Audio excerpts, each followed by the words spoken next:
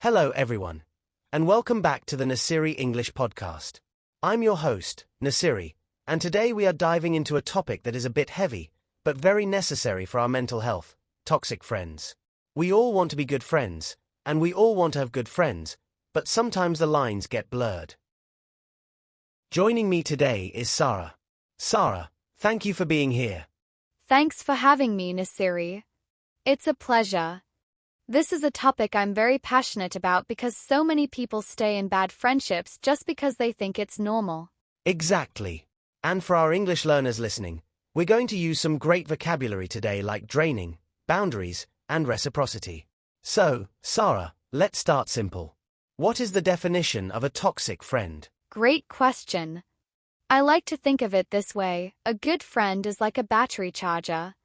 After you spend time with them, you feel full of energy. A toxic friend is a drainer. You leave the conversation feeling tired, annoyed, or even bad about yourself. I've definitely felt that drain before. Let's talk about the signs. One thing I notice is the one-way street friendship. You know, where I listen to their problems for an hour, but when I start talking, they look at their phone. Oh, that's a classic. We call that a lack of reciprocity. In a healthy friendship, the giving and taking are balanced. Another big one is the backhanded compliment. Wait, explain that. What is a backhanded compliment? It's an insult disguised as praise. For example, a friend might say, "Wow, Naciri, you're so brave for wearing that shirt. I could never be that confident." It sounds like they are calling you confident, but they are actually criticizing your style. I've heard those. It makes you feel confused, right?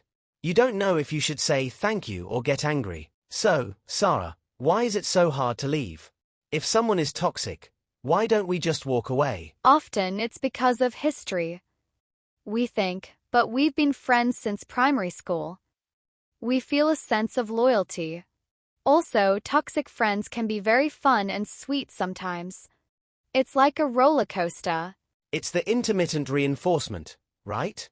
They are mean one day, and then they give you a gift the next day to keep you close.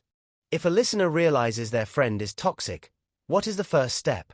Should they just block them on WhatsApp? Not always. First, try boundaries. Use I statements. For example, "I feel hurt when you interrupt me. I would like it if we could both listen to each other." And if they don't change?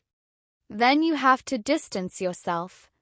You don't need a big dramatic fight. You can just start saying no to invitations more often. Protect your peace. This has been so helpful, Sara. To our listeners, remember, your circle should be a sanctuary, not a battlefield. Before we go, let's look at 3 words we learned.